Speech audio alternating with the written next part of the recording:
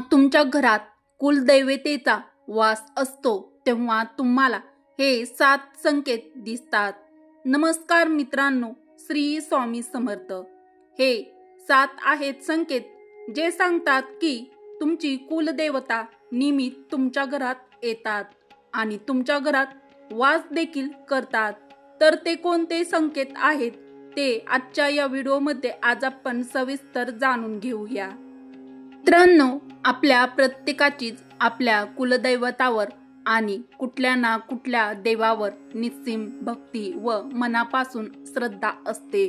आपण आपल्या कुलदैवताची दररोज मनोभावे पूजा अर्चना करत असतो, त्यांची साधना करत असतो आणि कधी कधी ही साधना फलासही येते।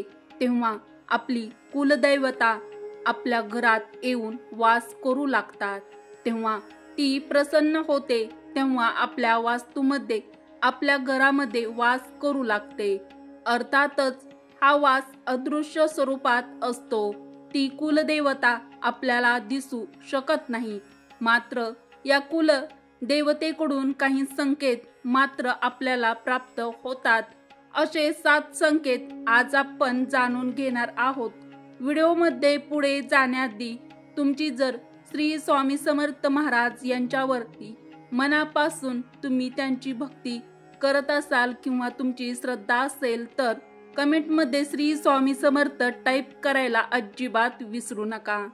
तर पहिला संकेत आहे, जर तुम्हाला पहाटे म्हणजेच ब्रह्ममुहूर्तावर शरीरामध्ये कंपन जाणवत असतील, शरीर जर सूक्ष्मरित्या थरथरत असेल तर हा सर्वात मोठा संकेत आहे की आपल्या घरामध्ये आपल्या वास्तूमध्ये कुलदेवी आणि कुलदैवताचा वास निर्माण झालेला आहे। ते आपल्या वास्तूमध्ये वास्तव्य करत आहेत आणि त्यांच्या कृपेने सर्व काही चांगलं शुभ आणि मंगलच होणार आहे। अशा प्रकारची कंपन ही संध्याकाळी म्हणजेच सूर्यास्ताला सुद्धा जाणवतात।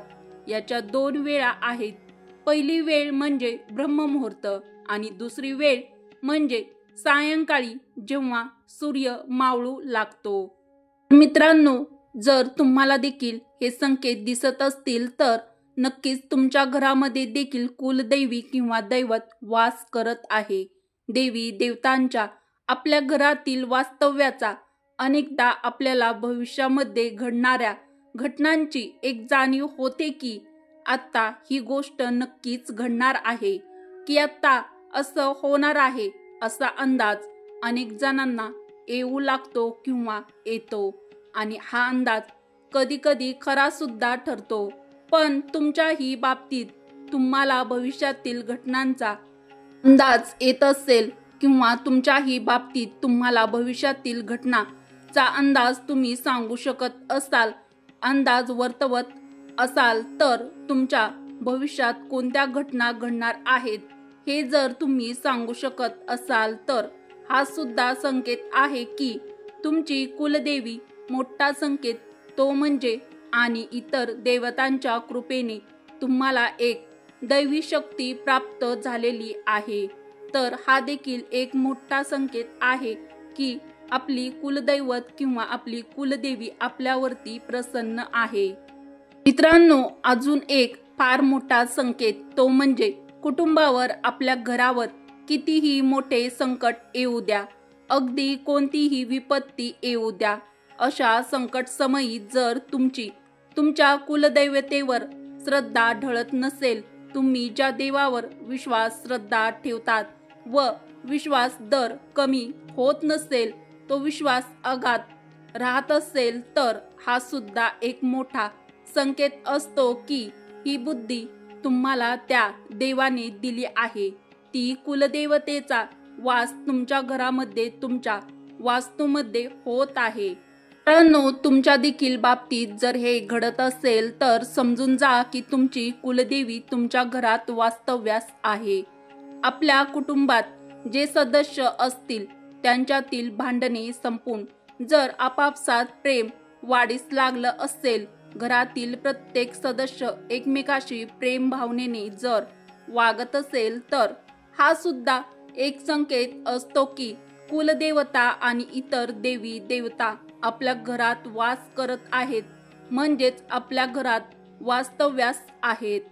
मित्रांनो, आपल्यापैकी अनेक जणांना स्वप्नामध्ये लहानशा मुलींचं वारंवार दर्शन म्हणजे स्वप्न पडत असतं. एक छोटीशी सुंदर अशी मुलगी, जणू काही प्रत्यक्ष महालक्ष्मी तशी छोटीशी निरागस मुलगी दिसते. तर अशा मुलगीच वारंवार तुम्हाला स्वप्नामध्ये दर्शन होत असेल तर हा देखील संकेत आहे की तुमची कुलदेवी आणि इतर देवतांची कृपा तुमच्यावरती होत आहे.